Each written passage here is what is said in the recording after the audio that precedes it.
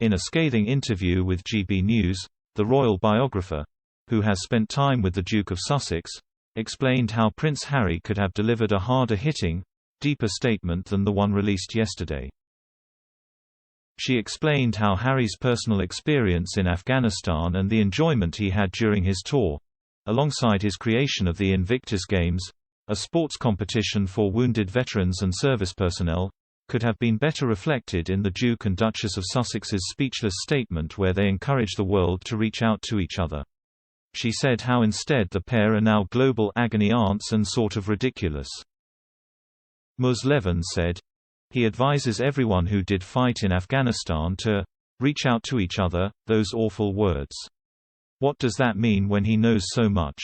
Ms. Levin continued by saying Harry could have commented on the British and American lives lost in Afghanistan before stressing that he should know better given his dedication to veterans with the creation of the Invictus Games.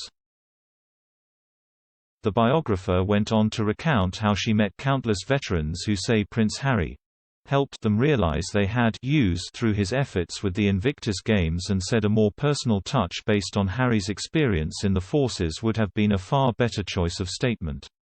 But she conceded that instead of pursuing this path, Harry and Meghan have taken a much more different one. In the statement, the pair said, "We are left heartbroken. And as we all witness the continuing global health crisis, exacerbated by new variants and constant misinformation, we are left scared. When any person or community suffers, a piece of each of us does so with them, whether we realize it or not. And though we are not meant to live in a state of suffering, we, as a people, are being conditioned to accept it. It's easy to find ourselves feeling powerless, but we can put our values into action, together. To start, we encourage you to join us in supporting a number of organizations doing critical work. We also urge those in positions of global influence to rapidly advance the humanitarian dialogues that are expected to take place this fall at multilateral gatherings such as the UN General Assembly and the G20 Leaders Summit. As an international community, it is the decisions we make now, to alleviate suffering among those we know and those we may never meet, that will prove our humanity." In response, Ms. Levin said, "I think the couple have changed from trying to have an alternative woke royal family the other side of the world, to actually being global agony aunts with an uncle trailing behind. They are sort of ridiculous, aren't they?"